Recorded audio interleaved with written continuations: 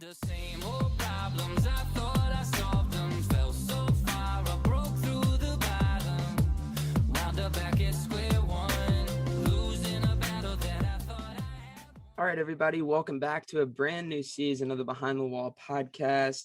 We have an awesome guest joining us this week, Alan Cavanna. How are you doing? I'm doing great. Thanks for having me on. I appreciate it. It's good to, hear this other NASCAR podcast, and y'all are starting off strong. Yeah, it's been awesome doing the podcast with some of your friends, and you know all about like NASCAR reporting, just motorsports reporting in general with stuff you're doing with Speed Sport now. I see you, dirt racing, USAC, Rolex 24. I saw the newest piece this week. Give us a little bit of background information, like who is Alan Cavanna? Yeah, man. Thanks again. Thanks for having me on. Look, I love racing and I love reporting about it. Those are two things I really come to have a passion for in life, and I was able to put those two things together. And it's something I started really as a young kid because my family was in racing. On my dad's side, my grandfather was a professional, and my dad raced a little bit. And then I raced cars called quarter midgets growing up, instead of like little league or pee wee football, we raced cars as kids. And that's what I did. And I did that till about 15. And then once you're not going to go professional, I wanted to be on TV, right? And what a better way to bring two things together that you love, racing and TV. And that's what I've been able to do. So you said your family had a connection in racing. How did you get into that world of racing, like as far as doing quarter midgets and stuff like that? And like what really, caught that spark for you? Yeah, we're just fortunate that, again, it was like a bloodline thing where, my grandfather passed it down to his kids and my dad and my uncles, and then they passed it down to me and my cousins. And that's just something you did. We went racing, in quarter midgets, you can start when you're about 4 and go to 16. I didn't quite start at 4, but I was pretty young and I went to about age 15, and it's a great way to grow up. You make a lot of friends. You race with people that are racing today and that are champions. I grew up, Joey Logano was younger than me, but I was there the first time he showed up at a racetrack. He's from Connecticut. A lot of people in New England, there's only a few quarter midget tracks. So a lot of people who grew up to be professional and go on to bigger and better things in racing, you start as a kid. And so it's really cool story to say that you saw some of those things, and it's a great way to grow up with your family. I was like, you talked about once you found out you weren't going to be in racing, you wanted to be on TV. And I saw the clip on your Twitter back in 1994 when you made your TV debut. You're every bit the same as at any starting line at any track in the country. What is it that you like about all this? The competition. It's not a team sport, so it's all for yourself. Just you and your machine. Yep. You doing okay? When you were like a kid, you're like, did you ever have in the back of your mind, like, if this racing thing doesn't work out, I'm going to go on TV? Or like, was that like little clip, like you had no idea that one day you were going to be on TV? I don't know. Being on TV is something I kind of always wanted. I always attribute it to me being an only child, right? I never had too many people to talk to, play games with, whatever. So my entertainment was always parking myself in front of the TV, which I know can be bad, but whatever. Like I would watch SportsCenter growing up, and that was a huge thing every morning. And, I wanted to be that person, kind of bringing joy, spreading knowledge, all that stuff. And that clip, man, from 94, that was actually during a quarter midget event. I was racing in that, and I didn't even remember that existed. That's what was so cool about YouTube and stuff nowadays, is some of those old quarter midget friends found it on a VHS tape, and now you can put it on YouTube and see it all again.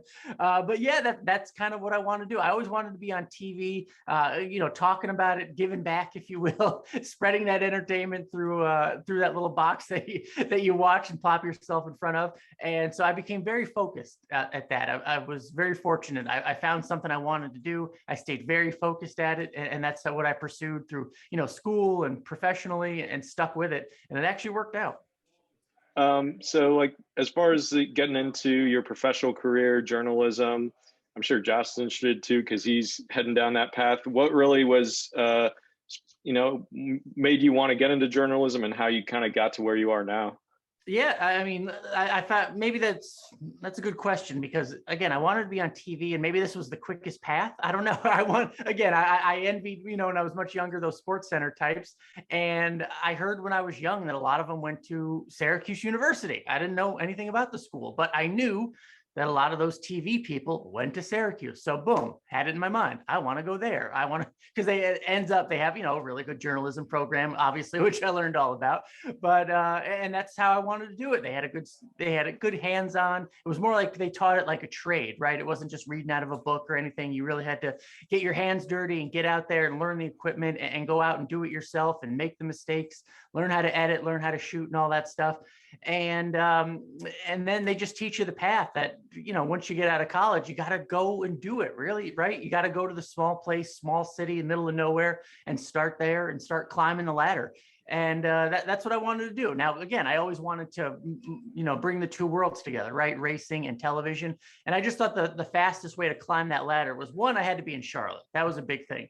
And the fastest way for me to get to Charlotte was to be on the news side. So the first part of my career was all doing news reporting. I was a general assignment, school boards, fires, crime, murders, what have you.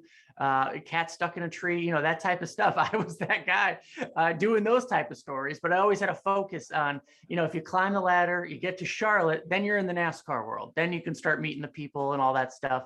And that really helped. And again, it ended up working out. And then on the news side, I got to Charlotte, met some people, started doing some news stories about NASCAR, met the right people some more. Twitter definitely helped, but I was able to kind of work from the inside and it worked out.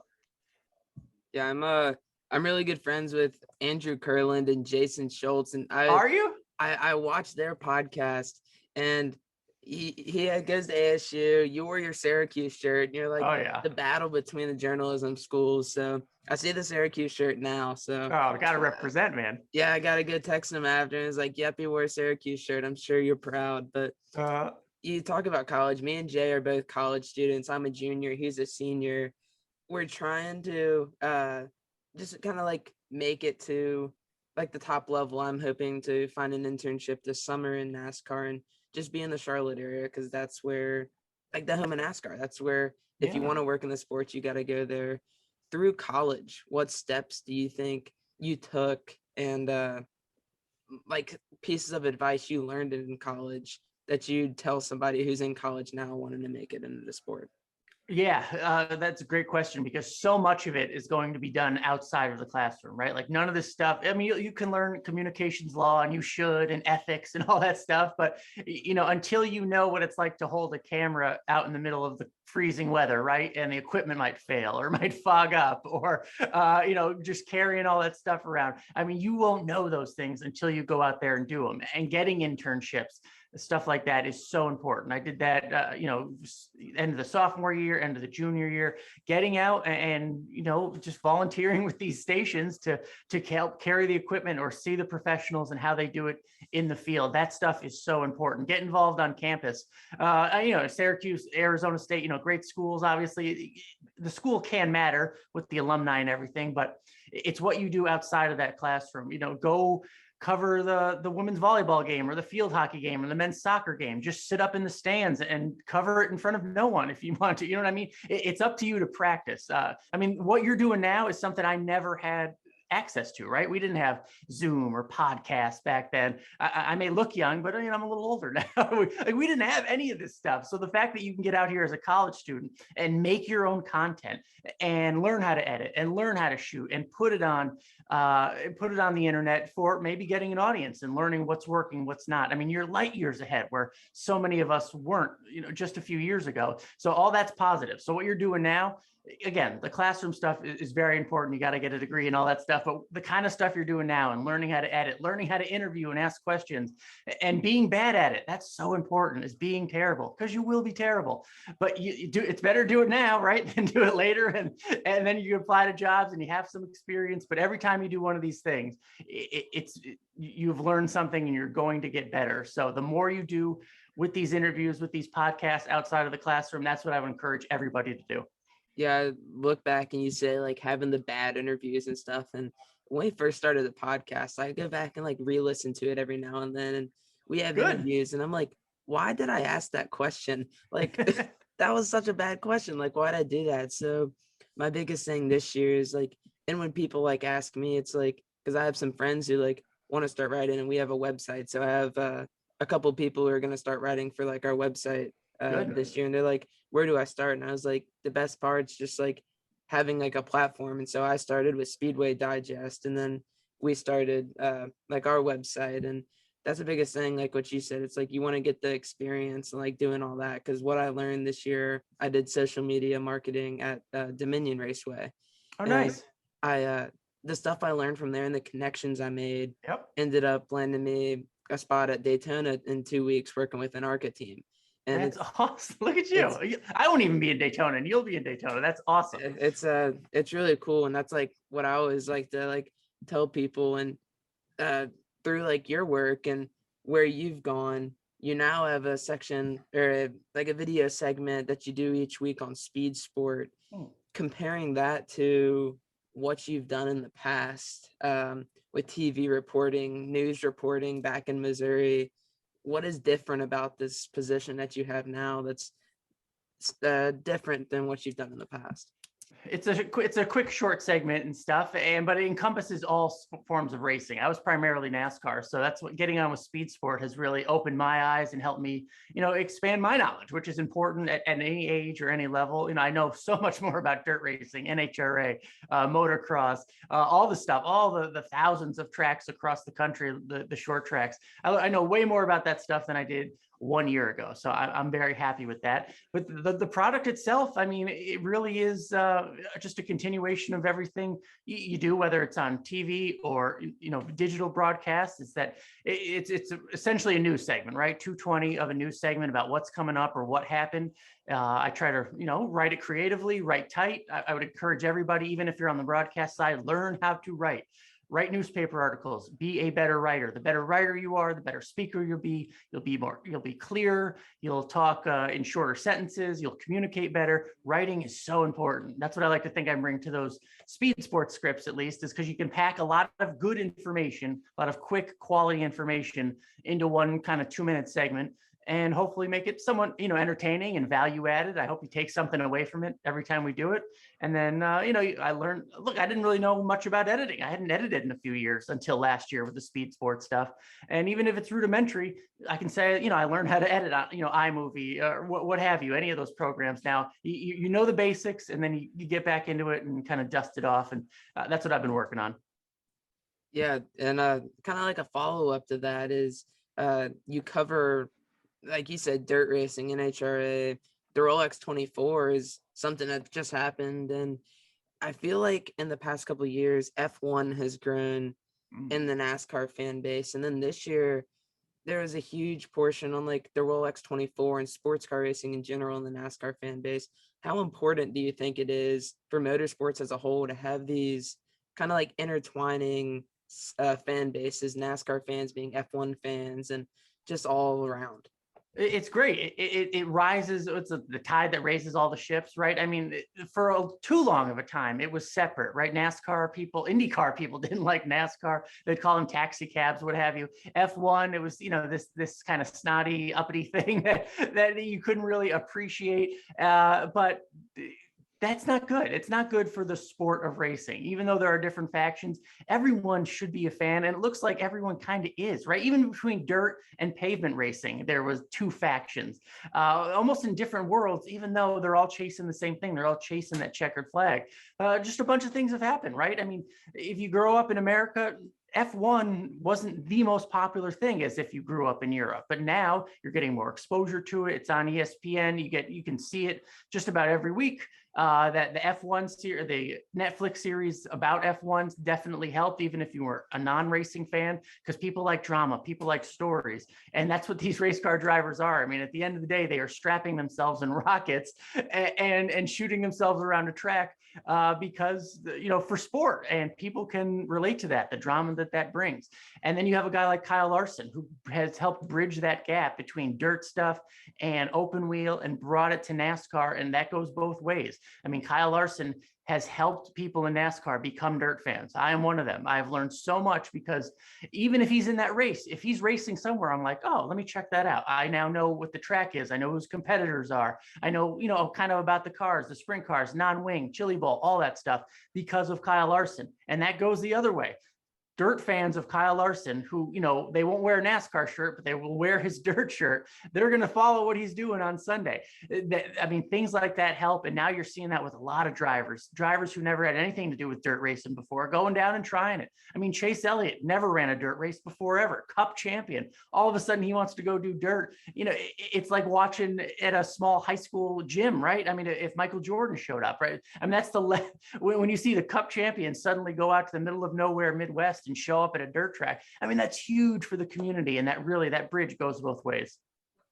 Yeah. You make a great point about that, because we're seeing guys like Chase Elliott there. He's doing the World Rallycross or Nitro Rallycross. He's doing like the Chili Bowl and all that stuff. It's really cool to see the crossover, because in the old days, you saw your favorite driver for 9 or 10 months out of the year when they're doing NASCAR, but then the off season, you don't really see him. Now you can get to see him compete in all these other and cover. And, I'm sure it's fun from the media standpoint to be able to cover these guys on these different events.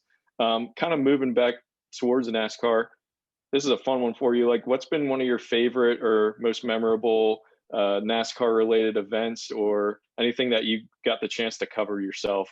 Oh man, I've been fortunate. I mean, I've been doing this 9 seasons now full time. So I've seen a lot of races. I have a lot of cool racing memories. I mean, anytime, I was there when Dale Jr. won a Daytona 500. That's huge. I mean, getting the privilege of seeing Dale Jr. race and just knowing the fan base that you could literally, and I don't mean it hyperbolically, you could feel a track. It was almost like a little earthquake if he would take the lead, because that's how big of a legion his fans were, that things would start shaking. It was crazy. And just the energy and the waves that come from that sort of crowd, it was awesome. So to see him win a Daytona 500 was great. Last year, last year at Bristol, I don't know if you remember AJ Allmendinger and Austin Cindric, they came off turn 4 and just crashed across the line. It was a huge deal. I was there for that, calling that race for PRN. Same thing with the night after when Kyle Larson won in Bristol and it was Chase Elliott versus Kevin Harvick. I was there for that. And then at the Roval, when Harvick tried to get his revenge and they were chirping at each other, I got both those interviews. So to be a part of a lot of this stuff professionally has been really cool. And so it's hard to pinpoint one, because I've seen just about every big moment since 2013. I've been very fortunate to be there for. And then I kind of got a follow-up question to that as well. We've been privileged to have the opportunity to have some of our guys, they were at the Roval race too, doing media work there. Unfortunately, I wasn't a part of that. What's one insight you can share with like the average NASCAR fan who doesn't get to see what you see on a Sunday or something like that? Like, what's one cool thing that you see that isn't really part of television from the media side? Yeah, great question. Think about that. Just, the experience, it's hard for TV to capture just how big these events are on television. And so I enjoy that. And NASCAR is just so unlike other sports in terms of how laid back it seems. Like, you'll never talk to Tom Brady, before the Super Bowl, right? And, you're not getting that access. You're not seeing him up close or anything like that, or talking to someone right before they throw the first pitch of the World Series. I mean, these drivers are very laid back. It's a very laid back atmosphere right before they always go racing. And we're fortunate in that aspect in coverage, because that we do get to talk to a lot of these guys the morning of, the day of, the minutes before they climb in the cockpit for 500 miles of racing. It's kind of crazy when you think about it compared to other sports, the access that NASCAR journalists have, especially right before a race. It's cool. Yeah, that's really awesome. cool. I got to cover, I was at the Bristol dirt race and got to cover that for Speedway Digest, but I was like in the press box the whole weekend, so you couldn't really get the whole feel. And so, yeah, you were there as media, but you didn't get the whole media experience. And that was like, it was COVID times too. That was tough. The last 2 years have been super different. I was one of the few people, especially that first year in 2020, working for Fox and covering the truck races. I mean, there were no people in the infield, and not even, I think, media could be in the infield. They just had as few people as possible, and I was one of them. It was crazy. It was crazy to be at a quiet racetrack. It's a racetrack. It's not supposed to be quiet, and they were, because there were no fans and few people most of the time, for at least for those few early races, and it was a very strange feeling. Yeah, it was really strange, because like in Richmond and stuff, I've had chances to sit in like the suites and sit in there, but like you said, it's a racetrack and you get energy from the fans. So it's just kind of weird seeing Bristol not completely sold out and going to races, and you just feed off the energy. Even if media, like I wanted to like see fans going crazy in the stands when Daniel Suarez was leading. I was like getting excited. I was like, wow, this is a crazy good race. But I know like on the media side, you have a podcast, the Positive Regression podcast, and the co-host on it, David Smith, just got an analyst job with RFK Racing. What's one of like the best memories, or like, can you explain y'all's relationship and how big that is for him? Yeah. Oh, it's huge. And I'm sorry if you're just hearing, everyone listening right now or watching, if you're just hearing about the Positive Regression podcast, I'm sorry. I'm so sad for you because it's ending. So yeah, David Smith, the creator of Motorsports Analytics, is just that. He created Motorsports Analytics for people I don't know that don't know, or maybe other sports. They kind of embraced analytics. It's a lot in baseball, right? The inside baseball stuff, wins above replacement, all these weird metrics you heard of beyond just balls and strikes. That's kind of taken off in baseball. Racing never had that, and it kind of still doesn't, because only one person did it, and it was my buddy David Smith. He created these metrics. He created restart retention and these different things, how you can measure a driver beyond just, we take away the equipment. How do you measure what the driver is doing? What are they contributing? That person who's driving in 21st spot, they are still talented. They are still doing something, or they are doing something positive or negatively. And David found out ways to measure that and scout talent and all that stuff. And that's what we would talk about in the podcast. Are these, what else is going on beyond what you're seeing on television, when it comes to restarts or efficient passing, things that people really hadn't talked about. And I've been following his work since 2013, only because I learned so much. And this is coming from someone who covers it for a living. And I'm still learning. I learned from what these ideas and these numbers and these measurements he created. It was fascinating to me. And fortunately, we were able to become friends, and I would always sing his praises, and we started doing a podcast together, and people started liking it, and it really got respect in the garage. That was probably my favorite thing, is that crew chiefs would come up to me and be like, oh no, what do you think David thinks about this situation? Or tell David I apologize for making this decision, because he really scrutinizes crew chiefs a lot for their decisions about pitting and all this stuff. And it was such a pleasure. And finally, someone to recognize David's talent, all the work he does, and they are keeping it for themselves. Brad Keselowski, who's been a longtime follower of the podcast, of David's work. He's now the owner, of course, at Roush Fenway Keselowski Racing. And he decided, I want all of David's work for myself and my team. And so that's what he did. He hired David to be an analyst. I'm so happy for David. I'm sad for us because there's no more podcast. You can't exactly share all the secrets now if you're working for a team, but I'm very happy for a much deserved position that David got.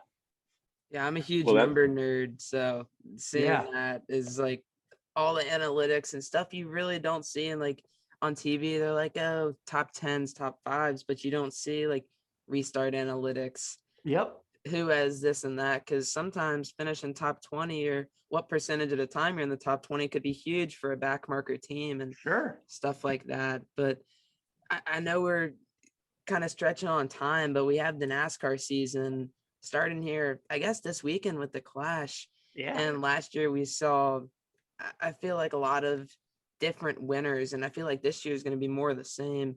Who's like a dark horse pick that you have that like you think can make like a playoff run, or one of like the mid-pack teams who can make some noise? Yeah, it's so difficult to answer that question this year, only because everything is new. This is the biggest change in modern NASCAR history, at least in 40 plus years, if not more, because there's a brand new race car. It's the next gen car. It is so different from anything they've ever raced before. Different suspension, different wheels, different look to the car, different cockpit, different brakes, different everything. I mean, this is such a radical change than what they were racing not even 12 weeks ago. It's hard to predict who will be good. So what do? You lean on obviously the big teams. You would expect Hendrick and all their resources, JGR to still be good.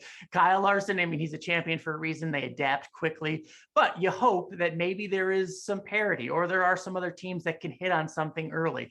I do expect Brad Keselowski, my prediction is for him to win 2 races and make a playoff run. Now, if you know much about NASCAR, Roush Fenway Racing hasn't done much lately.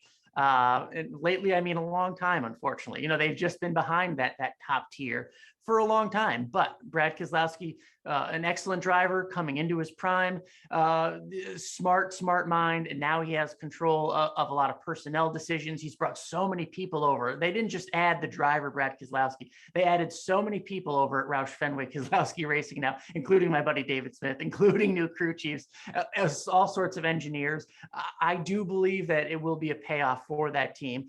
And I'm not, they won't exactly compete against the Hendricks and Gibbs of the world, but with this new opportunity, everything's sort of blank slate. I expect them to outperform a lot of the expectations, and I expect to see them in victory lane. Yeah, I wholeheartedly agree with you. I think RFK is headed in the right direction.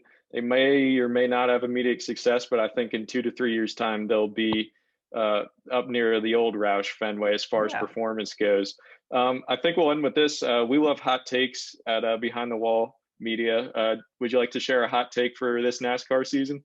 Oh, I think 2 wins for Brad Keselowski is the hottest take that I'll do right now. So yeah, I'll stick with that because that's pretty far out there, and I don't want this coming back around on me. No aged NASCAR tweets for you. No, yeah, right. Yeah, I heard him. I heard him say the thing about Roush or RFK and Keselowski getting 2 wins. I was like, wow, that's a hot take right there. There, good. Well, I'm so stoked that we were able to have you on the podcast. It was really great to hear from you and hear your insights and get into your experience and everything like that. Thank you guys. And it's good to see more podcasts coming up, younger people involved in journalism and NASCAR. We need all of you. So stick with it. I'm here for any questions you may have. Follow me on Twitter at Alan Cavanna. I do a lot for a lot of people. So NASCAR.com. We got the preview show coming out this week. Speed Sport. Thank you for watching all those. Those come out every Thursday, kind of previewing the weekend, NASCAR and beyond. I'll be on PRN, Sirius. I try to do a lot for a lot of people. So yeah, follow me if you like racing and the Buffalo Bills.